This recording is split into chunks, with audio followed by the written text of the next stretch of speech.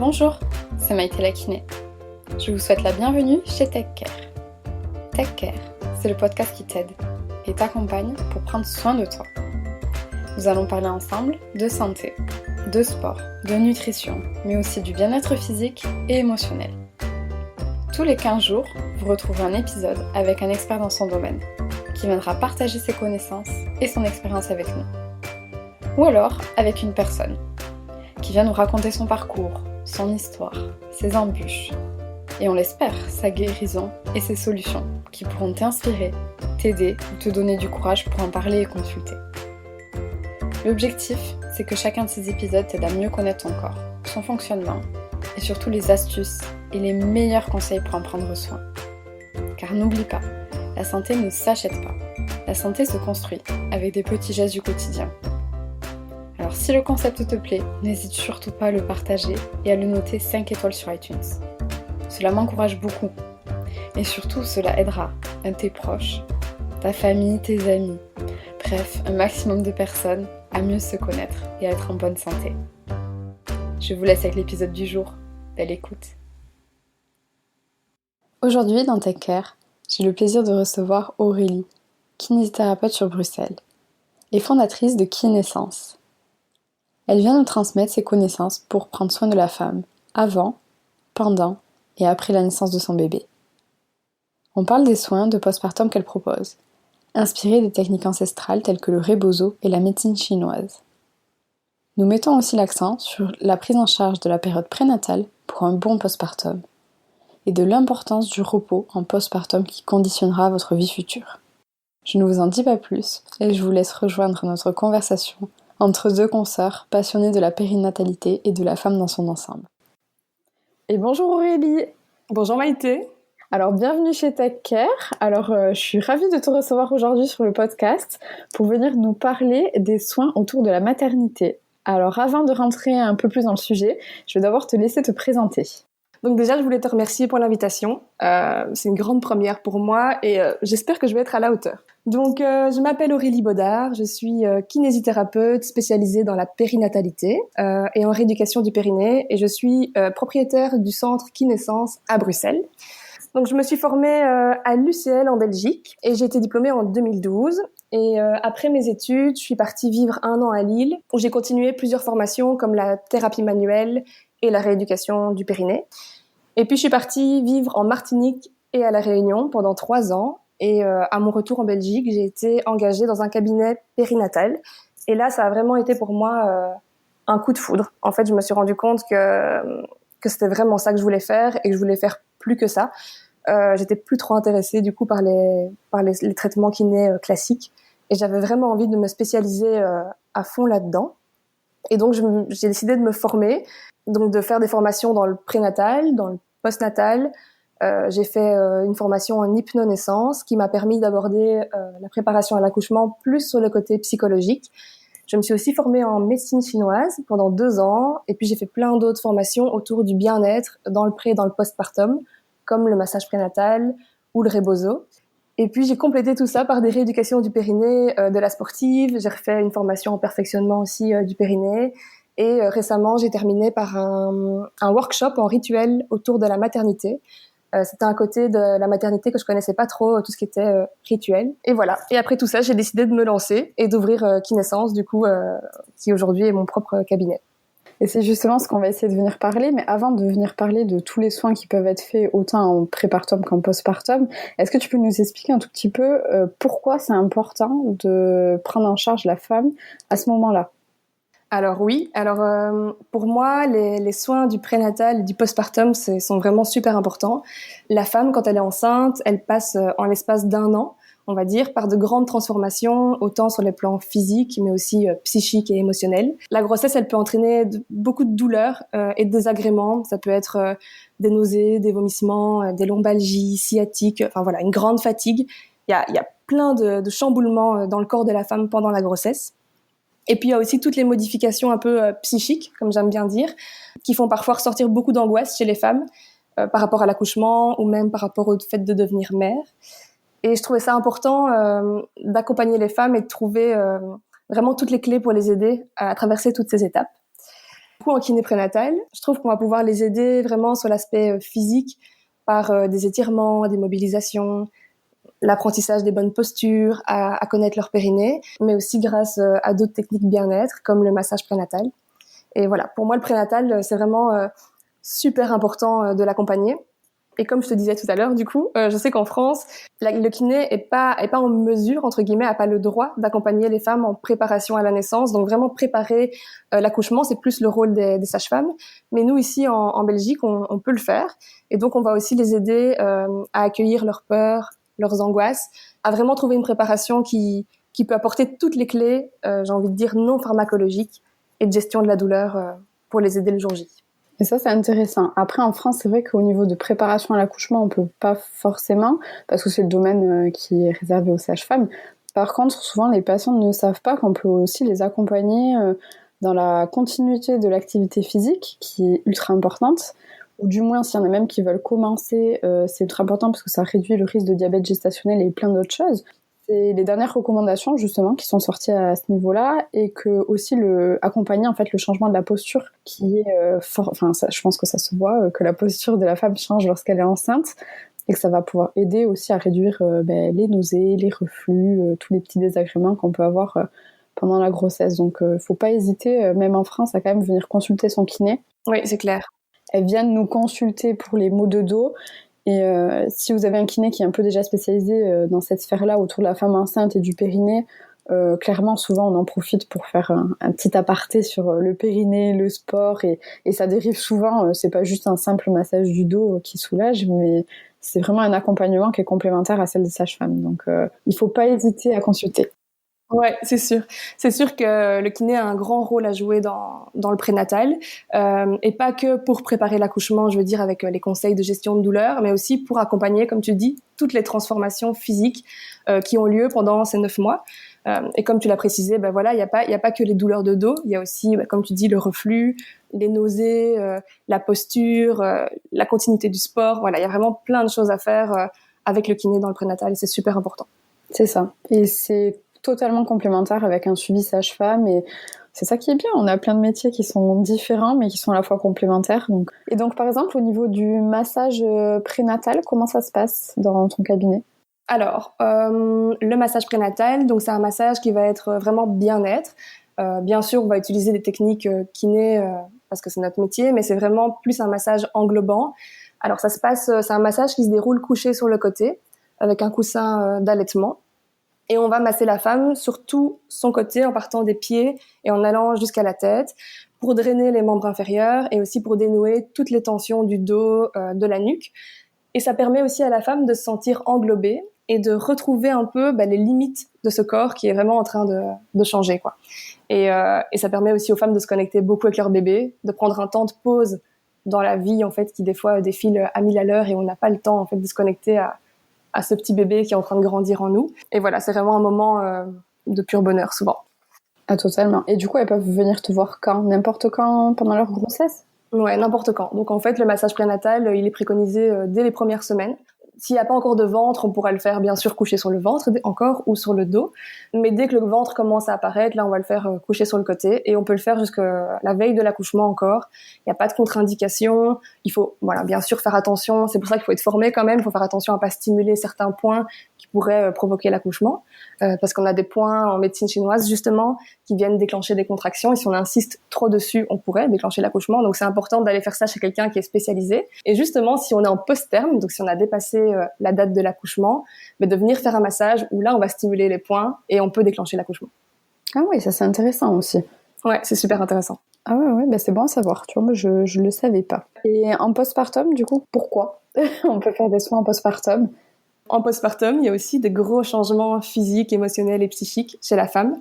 Déjà, la femme, quand elle vient d'accoucher, elle doit se réapproprier ce corps qui a été modifié, qui a parfois été abîmé par la grossesse et l'accouchement. Elle doit dealer avec des douleurs, que ce soit des cicatrices, s'il y a eu une césarienne, une déchirure, une épisiotomie.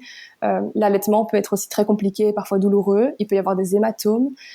Et tout ça en s'occupant d'un nouveau-né et des fois avec très peu d'aide, alors que la femme à ce moment-là, elle en a vraiment besoin. Elle a besoin de repos.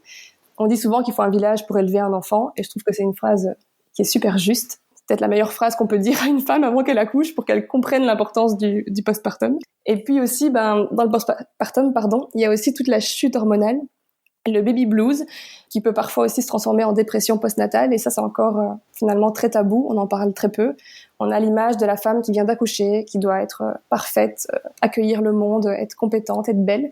Et en fait, la réalité, elle est tout autre. Et donc, les soins dans le postpartum vont être super importants à ce niveau-là. Alors déjà, il faut préparer, je pense, la femme et le couple en prénatal à ce qui va se passer dans le postnatal. Si on est au courant que ça va être peut-être difficile, qu'on va avoir des douleurs, qu'on va perdre du sang, etc., etc., on va psychologiquement beaucoup mieux le vivre que si du jour au lendemain on découvre un corps qui est plus tout à fait le nôtre et avec lequel il va falloir réapprendre à vivre avant qu'il cicatrise et qu'il se remette, parce que bien sûr le corps se remet. Et je pense qu'il faut préparer aussi beaucoup le conjoint à ça. Ça, c'est super important parce que les compagnons sont pas toujours au courant de ce que ça va être, en fait, aussi la prénaissance. Et donc, dans le postpartum, on va pouvoir faire aussi des soins bien-être et puis des soins kinés.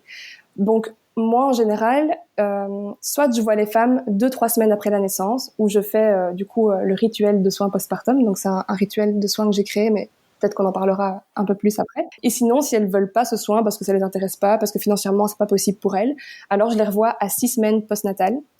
Et là, on va établir un bilan et on va voir comment le corps a cicatrisé et ce qui reste en fait à récupérer après la naissance. C'est vachement intéressant ce que tu dis et c'est vrai que je suis assez d'accord avec toi sur le fait qu'on n'implique pas assez les compagnons en fait dans tout ce chamboulement et puis dans la venue du nouveau-né aussi.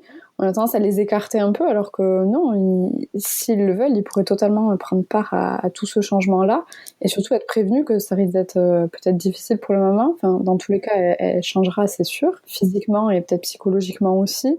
Et quand on dit faut prévenir la maman, je pense aussi même faut prévenir la maman, le papa, mais aussi les proches aux alentours. Moi, je dis souvent aux proches, c'est très bien d'offrir une peluche quand l'enfant il est né, mais franchement, l'enfant il en a plein des peluches. Enfin, essayez d'offrir quelque chose pour la maman, pour le papa, venez faire un repas. Donner du temps en fait, c'est souvent ce qui manque et ça va aider aussi la maman et le papa et le bébé à aller bien quoi. C'est sûr.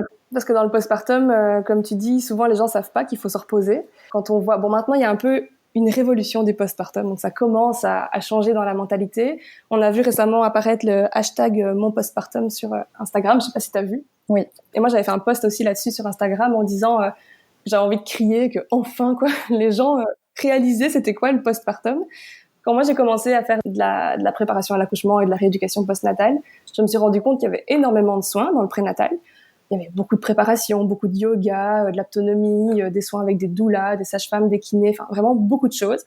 Et puis quand on arrivait dans le postpartum, boum, c'était le néant, quoi. Il y avait plus rien. Et ces femmes, en fait, elles étaient là, livrées à elles-mêmes, avec toutes leurs interrogations, avec, comme je dis, parfois un corps un peu en chantier, et un couple aussi qui peut aller mal parce que c'est tellement nouveau et psychologiquement il y a plein de chamboulements.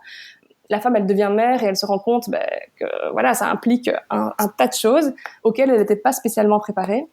Et je trouve ça vraiment bien que maintenant on parle de ça, qu'on explique aux gens qu'en effet, comme tu dis, qu'il faut plutôt que d'offrir des cadeaux, pourquoi pas offrir un repas, offrir du temps, offrir la garde de quelques heures du bébé pour que la femme elle puisse pendant quelques heures juste dormir ou se reposer ou prendre soin d'elle quoi. Et voilà, c'est super important, je pense, de préparer, comme tu dis, l'entourage à ça, et le compagnon aussi, que lui comprenne que, ok, ils ont 10 jours de congé paternité, c'est pas beaucoup, mais tout le monde peut, s'il veut, prendre 1 ou 2 semaines de congé en plus pour être là pendant les 3 premières semaines, les semaines qui sont les plus compliquées.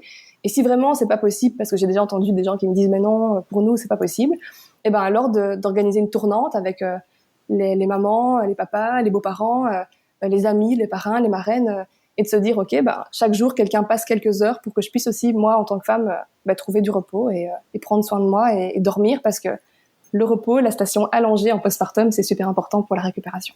C'est surtout qu'il y a quasiment qu'en Europe où on va dire on ne le fait pas, alors que dans plein d'autres pays, que ça soit au Congo, en Chine, en Amérique latine, c'est presque normal chez eux de le faire. Ouais, en fait, moi j'ai beaucoup réfléchi là-dessus, je me suis demandé mais pourquoi chez nous on fait pas ça. Alors comme tu dis, en Chine, il y a la quarantaine après l'accouchement où les femmes pendant 40 jours, elles doivent rester allongées, elles peuvent pas se lever, elles peuvent pas prendre froid. Il y a un peu cette culture que la femme doit rester au chaud. Elles peuvent pas se laver les cheveux, donc ça c'est assez marrant aussi, je trouve, pour pas prendre froid justement. Au Mexique, pareil, ben justement, il y a le rebozo, il y a tous ces soins, ces massages. Et nous, finalement, la femme, elle a accouché et voilà, elle est toute seule. Et nous, du coup, on a de la rééducation postpartum 6 semaines après, que je pense les autres cultures n'ont pas forcément, parce qu'ils prennent soin d'eux dans les 6 premières semaines après l'accouchement. Et en fait, ces 40 jours vont permettre au corps de la femme de se régénérer. Et elles n'ont pas spécialement, du coup, besoin de rééducation postnatale, parce qu'elles ont un peu leur rééducation dans les 6 semaines qui suivent l'accouchement, déjà. Par les massages, par le resserrage du bassin, par le bandage du ventre, par la chaleur, par toutes les techniques, acupuncture, médecine chinoise qu'on va pouvoir faire. En fait, elles vont déjà récupérer hyper bien. Et nous, le problème, c'est que les femmes, elles ont besoin de rééducation après la naissance parce qu'elles se mettent debout le lendemain de l'accouchement. On leur fait pas des soins adaptés, on leur bande pas le bassin, on les nourrit pas correctement, on ne donne pas des aliments chauds vraiment nourrissants pour remonter leur énergie vitale. En fait, non, elles sont un peu, 3 jours après, c'est retour à la maison. Et débrouille-toi, quoi. Et c'est très dommage. Et il faut aussi peut-être préciser pourquoi 40 jours dans les autres pays. C'est parce que 40 jours, c'est le délai de cicatrisation des ligaments. Tout à fait. Même au niveau musculaire, ça peut aller même jusqu'à 45 jours. Donc c'est vrai que c'est pour ça que c'est intéressant pendant ces 40 premiers jours de rester au maximum allongé si possible et de se reposer et de pas venir forcer parce que c'est à ce moment-là que le corps essaie de venir tout régénérer. Donc et c'est vrai que comme tu l'as dit, nous en Europe on fait le contraire, on laisse la maman faire entre guillemets, j'allais dire des dégâts, mais non, c'est pas un bon mot, enfin du moins on la laisse un peu toute seule se débrouiller et après on lui dit oui mais vous avez le droit à une rééducation. Et moi ce que j'explique souvent à mes patientes en prénatal, c'est que je leur explique qu'il faut rester couché, qu'il faut vraiment prendre soin d'elles au maximum, en tout cas dans la mesure du possible s'allonger. Dès qu'elles sentent un peu de lourdeur dans le périnée, ça signifie que les organes y pèsent et c'est pas bon signe, il faut vraiment se coucher. Et beaucoup me disent non mais c'est impossible, nous on peut pas faire ça, on n'a pas d'aide, je comprends pas comment elles font dans les autres cultures. Alors c'est vrai que dans les autres cultures, c'est les mamans, donc les grand-mères qui vont s'occuper du bébé pendant que la femme se repose et on va apporter le bébé à la femme juste pour qu'elle l'allaite en fait ou qu'elle lui donne à manger. Et pour faire beaucoup de peau à peau et des choses comme ça, mais finalement, elles ont tout le loisir de se reposer parce qu'il y a beaucoup d'aide dans la maison. En fait, les familles s'élèvent entre elles, quoi. C'est pas, nous, on est très isolés, on est tout seul chez nous, juste papa, maman et l'enfant. Et finalement, on vit plus en famille, on vit pas en communauté, on vit pas en tribu, quoi. Et c'est ça aussi, je pense, qui manque. Et l'histoire du village, en fait, c'est ça, c'est créer sa tribu pour ces premières semaines postnatales, quoi. Totalement, c'était ce que j'allais redire, c'était exactement la citation que tu as dit tout à l'heure. Ouais. Et tu disais aussi que les 40 jours, c'était vraiment les délais de cicatrisation des ligaments, mais il y a aussi beaucoup d'autres choses qui se passent dans ces 40 jours. Il y a toutes les hormones qui ont été créées pour la grossesse et l'accouchement qui vont s'éliminer. Il y a le retour de couche qui revient si on n'allaite pas et qui va vraiment redéfinir la fin du cycle de la naissance et le début en fait d'une potentielle nouvelle grossesse. Donc c'est aussi assez important. Et si on allaite, on est encore dans toutes ces hormones pendant tout le temps de l'allaitement. Et ça, je pense que c'est important de le préciser. Il n'y a pas beaucoup de femmes qui le savent. Elles pensent que quand elles ont fini leur rééducation, que le kiné a dit « Ok, tout est bon », qu'elles peuvent reprendre le sport, qu'elles peuvent refaire un peu leur vie d'avant, alors que toutes les hormones qui sont liées à l'allaitement font encore que le périnée est très souple, encore relâché, et qu'elles vont encore récupérer une fois que l'allaitement sera terminé. Et donc pendant cette phase d'allaitement, il faut aussi être prudente, en fait. Il ne faut pas recommencer à courir, sauter, parce qu'on risque aussi de relâcher les ligaments et de créer une descente d'organes. Et ça, je pense que c'est important de le préciser. T'as entièrement raison. Et je pense aussi que s'il y a des professionnels de santé qui nous écoutent, bien le préciser aussi aux patientes. Moi, je sais que ça arrive, les patientes qui allaitent, très souvent, quand je vois que le périnée est quand même bien et qu'il a plus ou moins bien récupéré, on essaie de reprendre rendez-vous quand elle a arrêté d'allaiter. Bon, si elle a prévu d'arrêter d'allaiter en reprenant le travail, voilà, on peut déjà fixer. Si elle ne sait pas trop, on sait très bien qu'on va refaire un point quand elle aura fini l'allaitement. Et très souvent, en fait, c'est un point rapide, parce que c'est un petit bilan pour être sûr que tout va bien et qu'entre-temps, tout va bien continuer de cicatriser, de récupérer. Ouais, tout à fait. Mais le fait de leur dire on va devoir se revoir à la fin de votre allaitement, ça accentue encore plus le fait qu'elles vont se rendre compte que pendant l'allaitement, c'est un peu différent. Et c'est vrai que souvent, on voit les patientes qui viennent et qui nous disent quand est-ce que je vais pouvoir reprendre la course à pied. Et des fois, je lis ça aussi sur les réseaux sociaux, des femmes qui disent « Ah, mais mon kiné m'a dit que je pouvais reprendre la course à pied après 6 mois ». Mais en fait, 6 mois, c'est un délai assez vague. Ça veut un peu rien dire. Il y a des femmes, en 6 mois, elles vont être au top de leur forme. Et d'autres, après 6 mois, ça n'ira toujours pas. Et donc, je pense qu'on peut pas donner des délais fixes comme ça aux patientes en disant « Voilà, après 6 mois, tu vas pouvoir reprendre ». C'est faux, en fait. Il faut vraiment bilanter et voir en fonction de chaque patiente, en fonction du sport qu'elles font aussi, parce que le sport, ça dépend. Si c'est la course à pied, ok, il va falloir attendre la fin de l'allaitement. Mais si elles veulent aller nager, elles peuvent reprendre très rapidement finalement. Et donc, je pense que c'est vraiment important de regarder tous les paramètres et d'adapter ça à chaque femme et pas de donner des grandes lignes comme ça sans savoir exactement ce qu'on dit en fait. Mais totalement, parce qu'on est encore une fois tous différents et du coup, on peut pas te donner de délai qui fonctionnera sur tout le monde. Non, c'est ça. Je pense aussi que malheureusement, il y a aussi les réseaux sociaux qui font faut vite retrouver son corps d'avant, etc., etc. Alors que moi, je dis souvent à mes patientes, vous avez mis 9 mois à créer un petit être, laissez au moins 9 mois à votre corps pour récupérer. Et quelle est la pression de vouloir récupérer le sport? Je peux comprendre que pour certaines, c'est un moyen de se vider l'esprit, etc. Mais je pense que quand même, tout le soin, autant prénatal que postpartum, en fait, ça définit l'avenir gynécologique de la patiente. Et qu'il y a quand même beaucoup de patientes après qu'on récupère en rééducation périnéale pour des descentes d'organes ou des fuites urinaires. Et quand on fait le bilan en fait de comment sont passées les grossesses et comment s'est passé leur postpartum, souvent on tique un peu en se disant bah ouais en fait elles ont jamais réellement arrêté et au moment de la ménopause il y a de nouveau un chamboulement hormonal qui vient tout accentuer. Donc essayez de prendre soin de vous particulièrement à ce moment-là quoi. Ouais, et c'est vrai aussi que souvent je vois les patientes qui viennent en prénatal en me disant ah on m'a dit que je pouvais continuer à courir pendant toute ma grossesse. Il n'y a pas de souci. Mon gynéco il dit que c'est pas mauvais pour le bébé si je respecte une ventilation correcte et que je suis pas essoufflée. Alors oui, c'est vrai pour le bébé, il n'y a pas de contre-indication à courir pendant la grossesse. Vous n'allez pas le rendre entre guillemets handicapé si vous courez pendant la grossesse ou vous favorisez l'accouchement. Si vous respectez en effet une bonne ventilation, mais pour le périnée, pour le corps de la femme, au niveau hormonal, là c'est pas bon quoi. Si on regarde, ça dépend le point de vue sur lequel on se base. Si on se base sur le corps de la femme, on va se rendre compte que qu'il y a vraiment un risque de descente d'organes, qu'il y a un risque de pression sur la vessie, que l'utérus il se relâche et que la femme en fait elle se crée une pathologie pour le reste de sa vie quoi, parce qu'elle a voulu continuer à courir et pas faire cette petite pause. Finalement c'est quelques mois comme tu dis pour tout un confort de vie de 40 ans quoi, j'ai envie de dire. Donc c'est vraiment une petite pause mais qu'il faut vraiment faire quoi. Oui, et puis après, à la limite, tu vois, comme on dit des pauses, mais encore une fois, si les femmes consultent leur kinésithérapeute qui est spécialisé et qui peut les accompagner pour continuer une activité physique adaptée pendant la grossesse, au final, elles vont pouvoir continuer, ça sera adapté et sans créer de dégâts ou de futures descentes d'organes. Donc encore une fois, c'est être accompagné par un professionnel de santé qui saura vous dire ce qui est bon pour vous et comment on peut réadapter. Mais j'avoue que je suis d'accord avec toi. J'ai eu dernièrement justement une patiente qui a continué à courir jusque quasiment la veille de son accouchement. Franchement, là en rééducation du périnée, ça se voit quoi. Mais comme tu dis, c'est important de s'entourer de professionnels qui sont spécialisés. Alors, il y a les kinés, mais aussi des fois des coachs sportifs qui peuvent accompagner. Mais si vous choisissez une coach sportive, vraiment, choisissez une qui est formée là-dedans, quoi. Parce que on voit encore trop, même il y a des programmes sur Internet qui circulent avec des programmes postpartum de renforcement musculaire, et on voit les filles qui font des crunchs, on voit les filles qui font des sauts sur le programme, et ils disent que c'est du postpartum. Donc, franchement, avant d'acheter quelque chose sur Internet, renseignez-vous, validez ça avec un professionnel à l'avance. Et si vous choisissez un coach, alors essayez de voir si cette personne est vraiment formée, connaît les modifications de la grossesse et du postpartum, et choisissez pas n'importe qui sans avoir un peu regardé ça, parce que c'est pas une condition normale de la femme, quoi. Là, on est vraiment dans quelque chose de très, très fragile, quoi.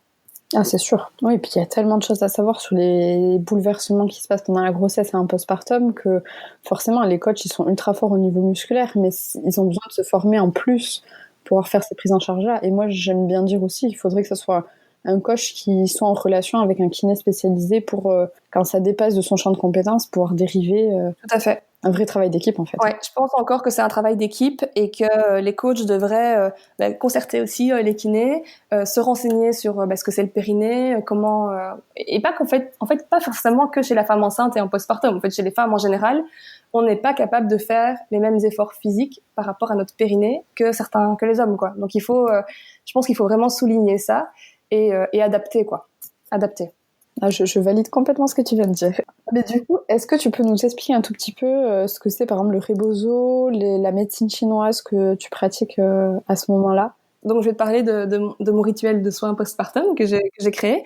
Alors je l'ai pas vraiment créé en fait, c'est un peu mentir que de dire ça. Je l'ai composé avec des formations que j'ai faites, des connaissances que j'ai acquises au fil des années.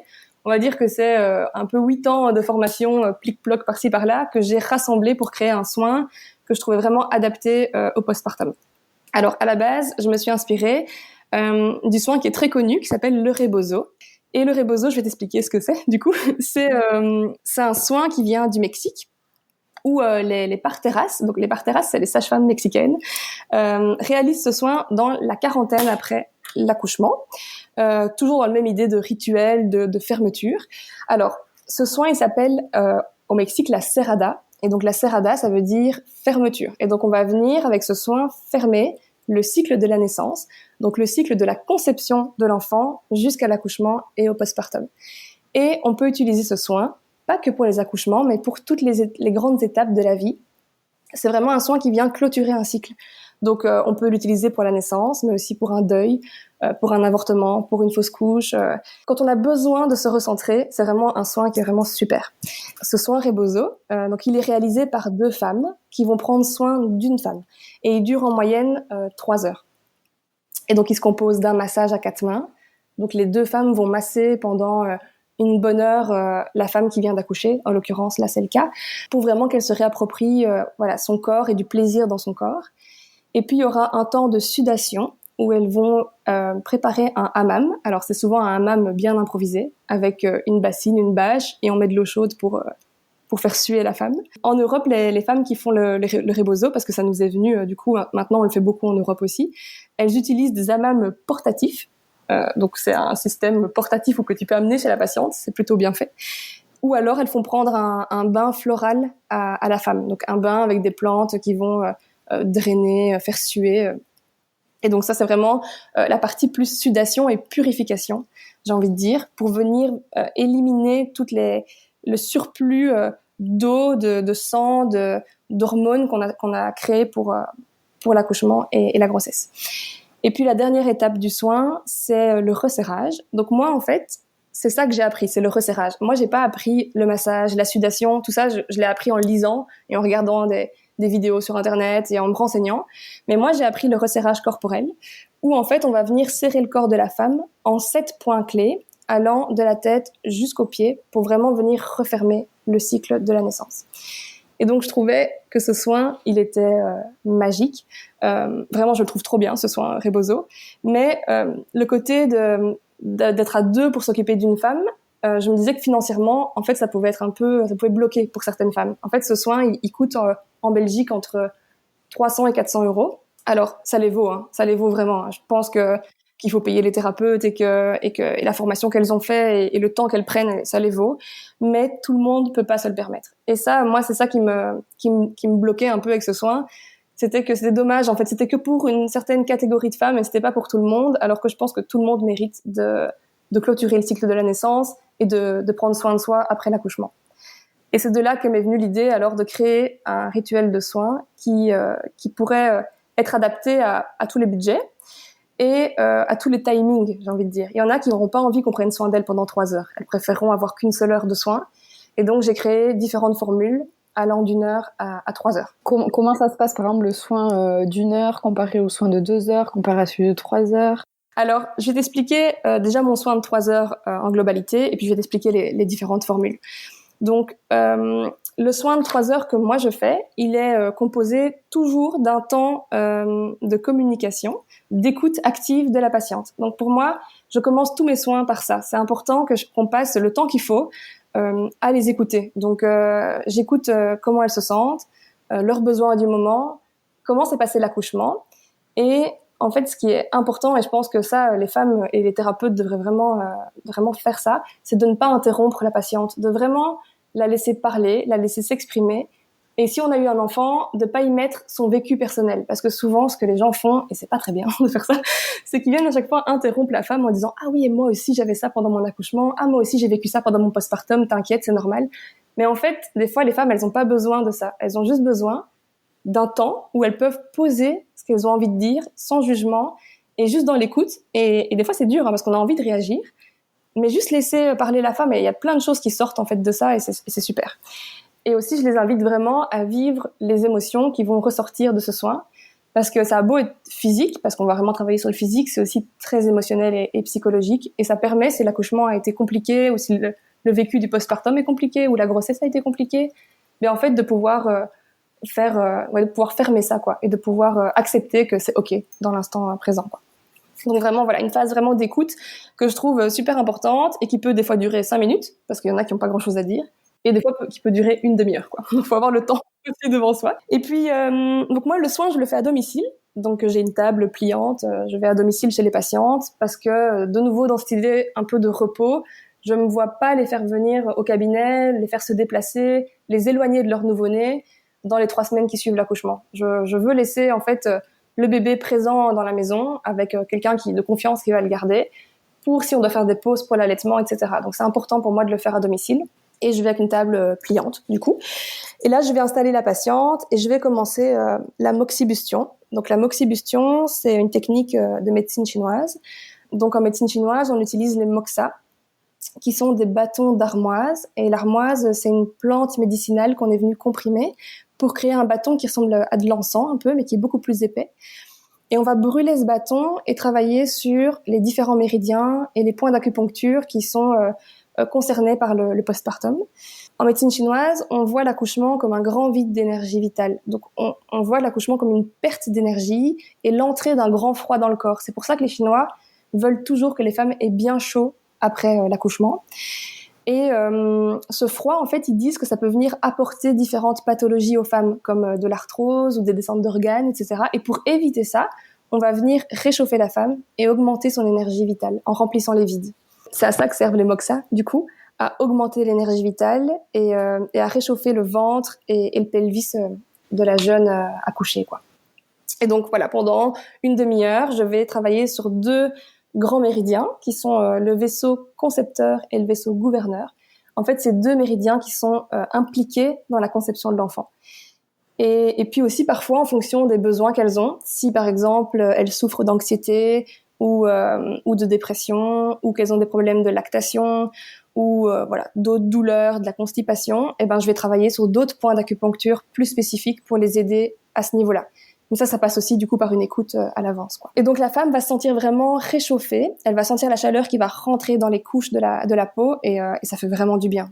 Ça leur fait vraiment du bien. Et puis après la moxibustion, je vais la masser. Donc ça, c'est comme j'ai dit, j'ai pris ça du Rebozo. Alors la technique de massage, c'est via toutes mes formations que je l'ai créée. C'est un massage qui est très englobant, mais qui est aussi bien drainant et un peu comme le massage prénatal, je vais dénouer toutes les tensions, surtout dans le dos, parce qu'avec l'allaitement, souvent les femmes, elles sont mal positionnées, elles ont beaucoup de tension au niveau de la nuque. Et j'ai aussi envie qu'elles retrouvent du plaisir dans leur corps. Je trouve ça important de remercier le corps en lui faisant du bien. Et donc le massage, c'est pas un massage qui est censé être douloureux, c'est un massage qui est censé vraiment faire du bien. Et c'est pour ça que je leur demande toujours de me dire si c'est ok pour elles ce que je suis en train de faire. Si c'est pas trop fort, faut vraiment qu'elles soient à l'aise de communiquer pendant le massage et de me dire en fait ce qu'elles ressentent. Pour moi, c'est super important, quoi, que ce soit vraiment adapté à chacune et pas qu'elles subissent son massage pendant 1 heure et qu'elles prennent pas de plaisir, quoi. C'est pas le but. Vient le moment du resserrage, après le massage, et là, grâce à des grands foulards, je vais venir resserrer le corps au niveau de la tête, des épaules, des côtes, du bassin, des cuisses, des mollets et des pieds. Ça va être un mélange de serrage, de desserrage, de bercement avec les foulards, et ça entraîne beaucoup de relaxation, de lâcher prise. Le but, c'est vraiment que la femme, à ce moment-là, elle se recentre, elle retrouve les limites de son corps, parce qu'après l'accouchement, des fois, elles savent plus trop, en fait, où il est, ce corps, et qu'elle se sente refermée, surtout au niveau des côtes et du bassin, les zones qui ont été le plus étirées, ouvertes pendant la grossesse et l'accouchement. Et souvent, ça réveille beaucoup d'émotions aussi, parce qu'elle se recentre aussi au niveau énergétique, émotionnel. Et de nouveau, je trouve ça super important d'ouvrir un espace où la femme, elle se sent libre de vivre les émotions et de pas la juger et de, si elle pleure, de pas s'interrompre en fait de faire le soin, mais juste de leur dire ok, c'est bon, pleurer, ça vous fait du bien, moi je suis ok avec ça, quoi. Donc moi je respire dans mes émotions, je vous laisse respirer dans les vôtres et on continue, quoi. Donc voilà, ça c'est le soin de 3 heures. Et juste, petite parenthèse, je trouve même ce qui est vachement intéressant dans ce que tu dis, c'est qu'au final, si j'ai bien compris, tu commences quand même par donner de la chaleur. Ouais. En partant du principe que le corps du coup aurait été ouvert pendant l'accouchement, etc., donner de la chaleur pour remonter l'énergie et ensuite venir faire la fermeture comme si on voulait laisser toute cette énergie qu'on avait déposée un peu. Ouais, c'est ça. Les femmes en postpartum, elles ont besoin de chaleur. Donc ça, vraiment, dans toutes les cultures, on le dit, il faut mettre de la chaleur dans ce corps, quoi. Alors ça peut être par des moxas, Ça peut être par la sudation, comme ils le font au Mexique.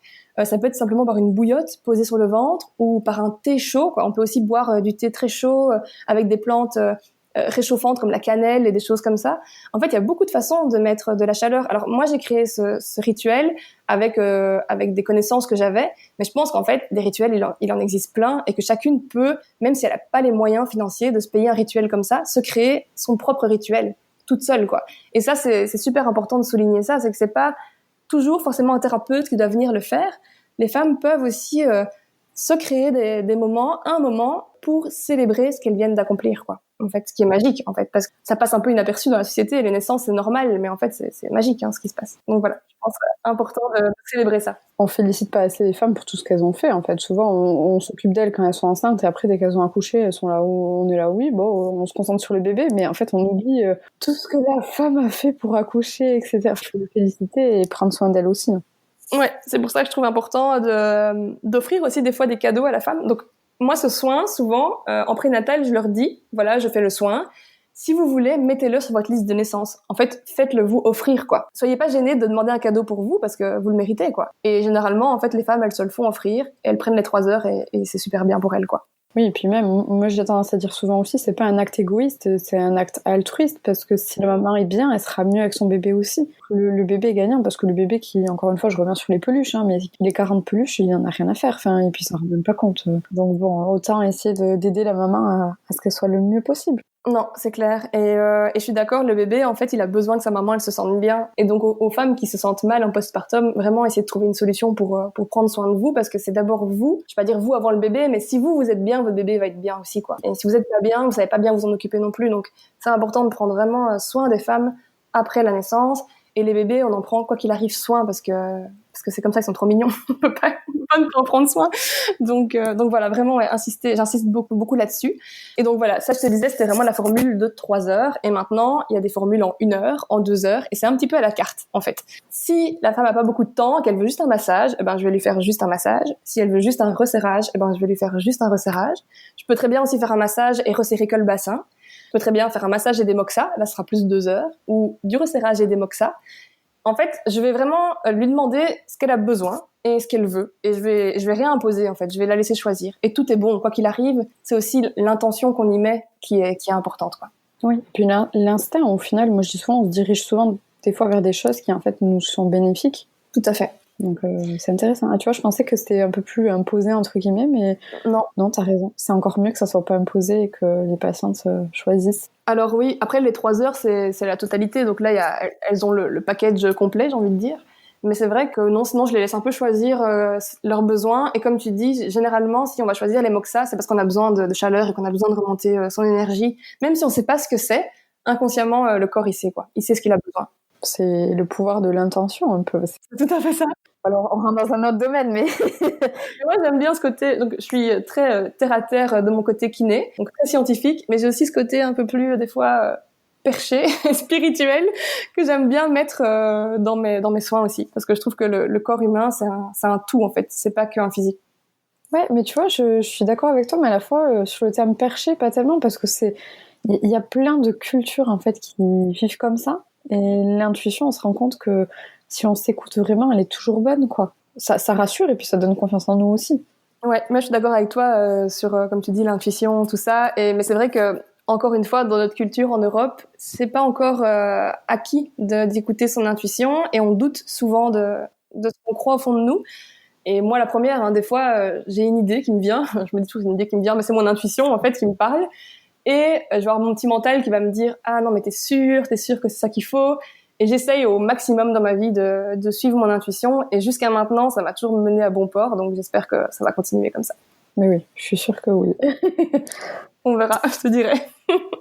Est-ce que tu voulais repréciser quelque chose d'autre sur les soins que tu donnes? Ben oui, je voulais aussi parler de la formation que j'ai créée à ce niveau-là. Enfin, si je peux. Ah non, oui, totalement. C'était la suite, c'est vrai. Mais du coup, je savais pas si tu avais tout dit sur les soins. Vas-y, je te laisse en parler. Donc, du coup, j'ai voulu créer une formation. Ça aussi, c'était un peu une intuition que j'avais eue de me dire, mais en fait, ce soin, sans vouloir être prétentieuse, je le trouve trop bien. Et je trouve ça dommage de pas pouvoir en faire profiter plein de femmes en fait, parce que ça peut pas rester juste là chez moi, chez Kinéessence entre guillemets. Et donc j'ai eu envie de créer une formation pour apprendre à d'autres femmes. Donc je dis bien d'autres femmes parce que je l'ai pas ouvert aux hommes. J'ai été un petit peu axée sur les femmes pour ça, parce que je trouve qu'il y a rien de mieux qu'une femme pour prendre soin d'une autre femme. Et donc voilà, j'ai ouvert la formation à des femmes, peu importe la profession, ça n'avait pas d'importance pour moi, fallait pas forcément être kiné pour pouvoir le faire. Et donc la formation a lieu du 1er au 4 octobre à Bruxelles et elle est complète, donc ça j'en suis super ravie aussi. Et j'ai hâte de cette première édition de voir ce qu'on peut faire et ce qu'on peut apporter, l'énergie qui va s'en dégager quoi. Ouais, c'est sûr. Et puis il faut le préciser qu'elle a été complète super vite. Oui, c'est vrai. Elle a été complète assez vite, j'avoue. Non, parce que moi, je me souviens, je t'avais envoyé un message en disant « Oh, je viens de découvrir et tout, ça se passe comment ?» Et je me disais « Mais venir en Belgique, j'étais en train d'y penser. » Et en fait, je me dis « Mais elle est complète. » Ah, d'accord. Ouais, et quand je dis qu'elle était complète, il y a eu beaucoup de filles qui s'attendaient pas, je pense, à ce que ce soit aussi rapide et qui m'ont dit « Non, mais moi aussi, je voulais m'inscrire, je suis trop triste et tout. » J'étais là « Vous inquiétez pas, on en fera d'autres. » Pas de souci avec ça. J'espère aussi qu'on en fera d'autres. Et comme quoi que ton intuition, encore une fois, elle était bonne parce que c'est une demande et dans tous les cas, oui, ta formation, je suis sûre qu'elle sera top parce que c'est dans tous les cas c'est pas la conclusion, mais si un peu la conclusion de toutes les formations que tu as faites et de l'expérience que tu as acquis avec toutes ces femmes que tu as accompagnées. Donc pour nous, c'est un gain de temps aussi d'avoir cette transmission-là de ta part. Mais c'est vrai que tout un temps, je me suis dit, de nouveau avant de la lancer, je me suis quand même posé la question, est-ce que je suis légitime en fait de faire cette formation ? Est-ce que j'ai le droit en fait ? Est-ce que c'est ok ? Et puis je me suis un peu rassurée en me disant oui, je pense que c'est ok parce que comme tu dis, j'ai fait beaucoup de formations, moi-même j'ai acquis toutes ces connaissances et je pense que c'est un condensé, c'est aller droit au but et expliquer l'essentiel et oui, dans ce sens-là, je pense que je suis légitime de le faire. Mais c'est vrai qu'il y a toujours une part de toi qui te demande en fait, est-ce que c'est ok, tu vois ? Est-ce que les gens vont pas se dire que j'exagère en faisant ça ? Enfin, il y a toujours un peu de peur quoi qui s'installe là-dedans, mais maintenant je suis assez alignée avec ça et je pense que c'est vraiment ok de le faire quoi. C'est un peu le syndrome de l'imposteur quand on commence quelque chose, mais au final, moi je dis toujours si on partage ne serait-ce que son expérience et tout ce qu'on a appris au fur et à mesure des années, c'est toujours ok au final. Tant qu'on ne vend pas un truc miracle, et qu'on dit qu'on a fait 40 000 formations alors qu'on a fait que 3, c'est être honnête et juste transmettre nos connaissances et notre expérience. Et la preuve que ça marche, parce que du coup, t'as du monde à ta formation et je suis sûre qu'il y en aura plein d'autres encore. J'espère. On verra. Je me le souhaite. Oui, je te le souhaite aussi, comme ça tu pourras. Mais oui, parce que du coup, moi je veux bien venir en Belgique ou en France ou je sais pas, mais du coup, j'attends ton autre édition, quoi. Bon, tu seras la première informée. Ah, tant mieux. Merci beaucoup pour l'honneur. Avec plaisir. Ok. Est-ce que du coup, tu as d'autres conseils à donner aux femmes en général ou si tu veux refaire un petit point sur les meilleurs conseils que tu aimerais que les femmes qui écoutent ce podcast gardent pour le moment de leur grossesse et de leur postpartum ? Alors, je pense que pour le prénatal, donc pour la grossesse, je pense que les femmes doivent vraiment se dire que c'est un moment unique, que ça n'arrive que quelques fois dans une vie, en fait, une grossesse, et qu'il faut prendre le temps de savourer chaque étape, vraiment de s'écouter, d'écouter ses besoins, d'écouter son corps, des fois de ralentir si on sent que c'est pas ok pour nous d'être dans un rythme aussi effréné. Et je conseillerais aussi de vraiment se préparer de nouveau à la naissance, au changement du corps, d'avoir les bons outils pour gérer tout ça, aussi bien l'accouchement que tout le processus qui se passe pendant 9 mois. Bien que l'accouchement c'est quelque chose de naturel et de physiologique, je pense qu'il y a tous les protocoles hospitaliers qui eux ne le sont pas forcément. Et je pense que c'est bien de se préparer et d'avoir toutes les clés pour gérer ça. Je pense que je conseillerais aussi aux femmes de trouver une préparation qui correspond vraiment à leurs attentes et à l'attente du couple, pas que de la femme, vraiment du couple. Et aussi de lire des beaux témoignages d'accouchement, de se rassurer et de se rappeler constamment en fait qu'on a tout le programme en nous pour accoucher notre enfant et qu'il faut faire vraiment confiance à ce corps et voilà, éteindre un peu des fois son mental qui peut perturber le processus. Et puis pour le postpartum, je conseillerais de le préparer autant que l'accouchement, comme je l'ai dit tout à l'heure, de créer son village, de se reposer pendant les 40 jours qui suivent la naissance, autant qu'on peut, vraiment d'écouter les besoins de son corps aussi, et de se souvenir que c'est vraiment 40 jours à ralentir, et que finalement c'est très peu à l'échelle de toute une vie, et que c'est 40 jours de repos pour 40 ans de confort, quoi. Et bien sûr, je conseillerais aussi à toutes les femmes de célébrer ce qu'elles viennent d'accomplir, en s'offrant un moment rien qu'à elles. et puis de terminer par faire une rééducation postnatale adaptée avec des thérapeutes compétents qui vont pouvoir vraiment les aider à récupérer un corps dans lequel elles se sentent bien, peu importe le temps que ça va prendre, mais c'est possible en fait de vraiment récupérer un corps compétent, en forme, dans lequel on est OK pour vivre le restant de nos jours, quoi. Carrément, c'est un beau message. Il y a plein de choses importantes à retenir là. Et est-ce que tu as des livres, des reportages à recommander? Oui, j'ai beaucoup de livres, donc j'ai lu pas mal moi sur ce sujet du coup. Alors, je parlais justement un peu des témoignages d'accouchement, qu'il fallait lire des témoignages d'accouchement, des beaux témoignages quoi. Et il y a un super livre pour ça qui s'appelle Naissance merveilleuse de Ophélie Cellier. Son Instagram c'est Naissance merveilleuse aussi. Et en fait, il y a 40 récits d'accouchement qui racontent la magie de la naissance. Et ce livre, moi, il m'a fait pleurer à chaque chapitre que j'ai lu. J'ai versé une larme, je crois, si pas plus. Et donc, franchement, ça, je le conseille. Alors, c'est pas forcément des accouchements enfin, ça se passe toujours bien, mais c'est pas des accouchements genre linéaires comme ça où on se dit ah non mais ça peut jamais m'arriver parce que c'est trop beau. Il y a vraiment de tout, quoi. Il y a vraiment de tout. Et donc, c'est vraiment un bon livre, quoi. Ensuite, je peux conseiller aussi le livre Hypnonaissance. Alors, si on a envie de se pencher plus sur la gestion de la douleur par l'auto-hypnose, c'est une bonne première approche pour voir si ça nous parle. Ça parle pas à tout le monde non plus, hein, l'auto-hypnose. Donc je pense que ce livre, c'est déjà une bonne approche. Et il y a un livre que j'adore qui s'appelle Accoucher sans stress avec la méthode Bon-Apache. Et donc, il y a Julie Bon-Apache qui est, je pense, super connue, qui est une thérapeute, une médecin d'ailleurs, je pense, canadienne, et qui a créé une méthode de préparation à l'accouchement qui reprend beaucoup de techniques kiné finalement, beaucoup de postures, de positions de bassin, de gestion de la douleur avec la respiration. Il y a aussi plein de points de médecine chinoise. Et pour moi, ce livre, c'est une chouette bible. Moi, je prépare mes patientes un peu à l'accouchement avec cette méthode-là parce que je le trouve hyper complet et hyper bien. Donc ça, c'est Julie Bon-Apache. Et puis, il y a un autre livre en prénatal que je conseille aussi, c'est le dernier, qui est Vivre et transmettre le meilleur pendant sa grossesse de Sophie Mété. Et ça, c'est un livre qui vient en fait souligner le fait que le bébé, du moment où il est là, dès les premières semaines de grossesse, il ressent déjà toutes nos émotions, il est déjà connecté avec le monde extérieur. Et c'est de s'en rendre compte, en fait, et toutes des clés, des relaxations, des méditations pour vivre les 9 mois de grossesse et comprendre l'importance de la vie intra-utérine dans l'épanouissement de l'enfant plus tard, quoi. Et ça, je trouve ce livre génial parce que je trouve que les gens se rendent pas toujours compte à quel point, en fait, on est connecté déjà très tôt avec cet enfant et qu'il a déjà accès à beaucoup d'informations intra-utérin, j'ai envie de dire. Alors ça, c'est pour le prénatal. Et pour le postpartum, j'ai aussi du coup quelques livres, donc 2 que j'adore. En fait, c'est le livre de Julia Simon, qui est assez récent, qui est Bien vivre le 4e trimestre de la grossesse au naturel. Et donc Julia Simon, c'est une naturopathe qui est sur Paris. Moi, j'ai eu l'occasion de la connaître via Instagram et j'adorais tout ce qu'elle faisait. Et puis récemment, je pense que ça fait peut-être 6-7 mois qu'elle a lancé son livre. Et ce livre, c'est une bible du postpartum, je le trouve génial. Il y a plein de solutions pour récupérer physiquement après l'accouchement et aussi émotionnellement.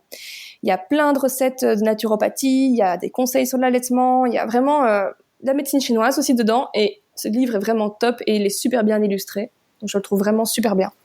Et il y a un livre aussi que j'affectionne beaucoup, c'est Mon corps après bébé de Bernadette de Gasquet.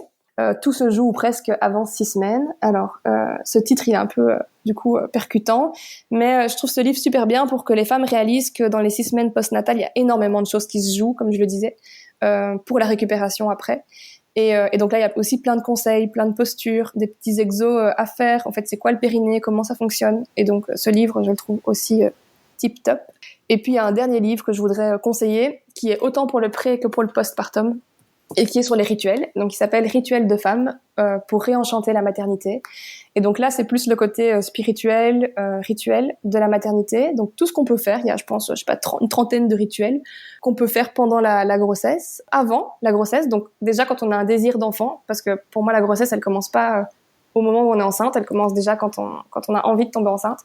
Et puis sur le postpartum aussi.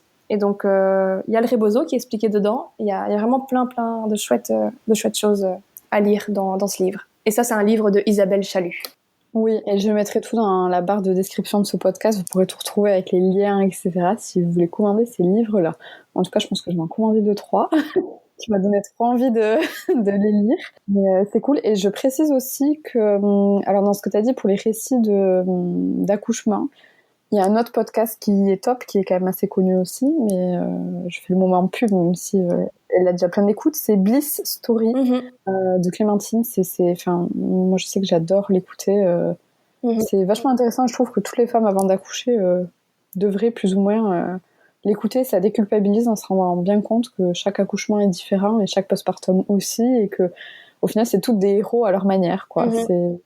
J'aime beaucoup. Et j'en profite aussi pour dire le deuxième podcast que je trouve intéressant, c'est celui de Clémentine Sarlat aussi, c'est la matrescence. Ouais.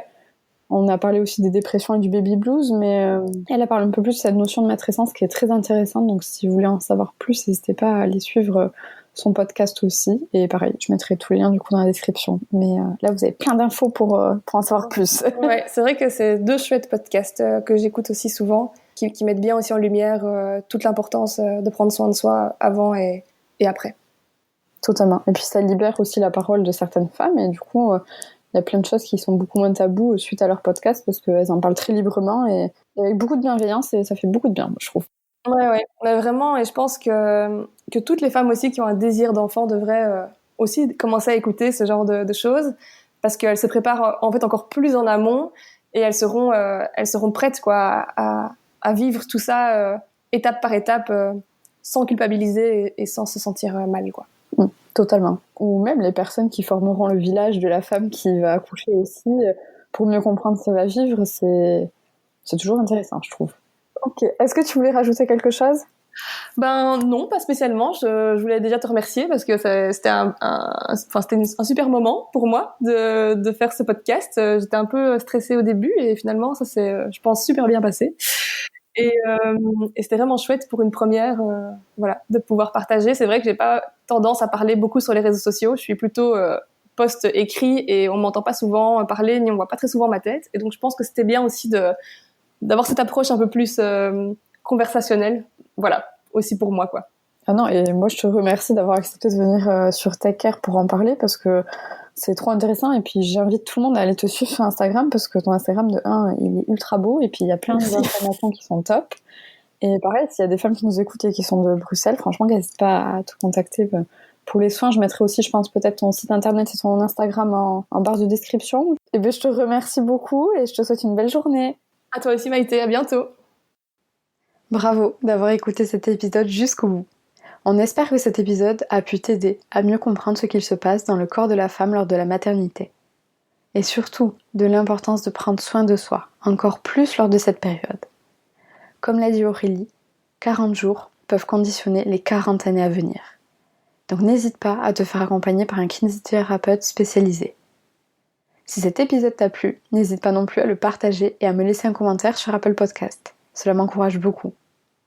En attendant le prochain épisode, prends soin de toi. Take care.